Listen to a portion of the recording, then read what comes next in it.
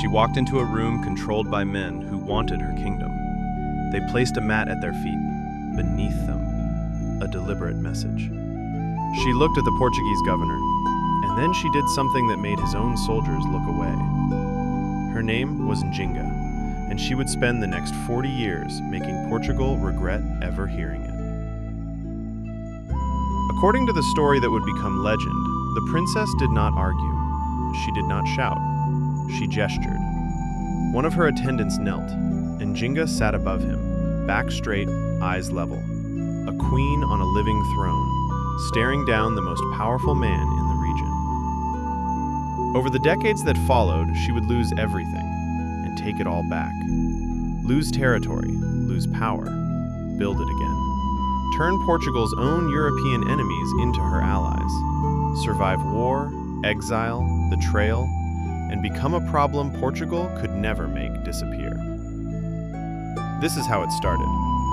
In 1622, Njinga was not yet a queen. She was a princess, sent to save a kingdom already in danger.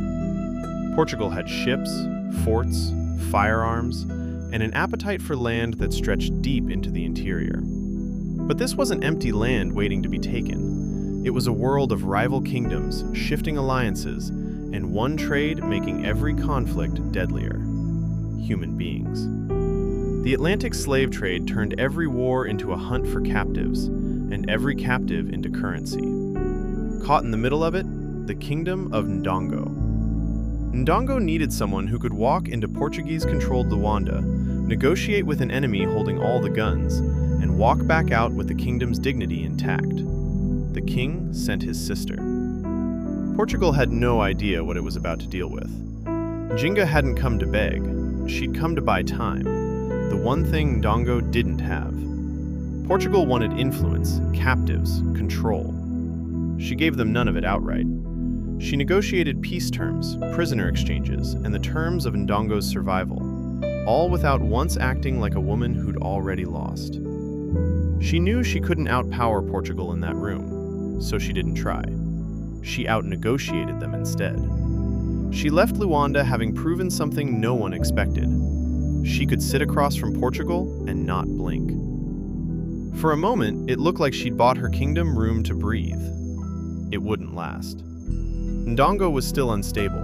Rivals were still circling. And within a few years, Njinga's brother was dead. The diplomat who once knelt an attendant to sit above a governor now claimed the throne for herself. Njinga was queen. But here's the part most rulers never survive. Becoming queen didn't save her kingdom. It made her the target. Portugal refused to accept her. Rivals challenged her claim. Alliances turned. The pressure didn't let up, it multiplied. Njinga wasn't just fighting for territory anymore. She was fighting to prove she had the right to rule at all. So she adapted, negotiating when she could, fighting when she had to, switching allies the moment it mattered. For years, that was enough to hold the line. It wasn't enough to win. Portugal and its allies kept gaining ground. Piece by piece, Njinga was pushed out of Ndongo. The woman who once made a Portuguese governor's soldiers look away could no longer hold the kingdom she'd fought to lead.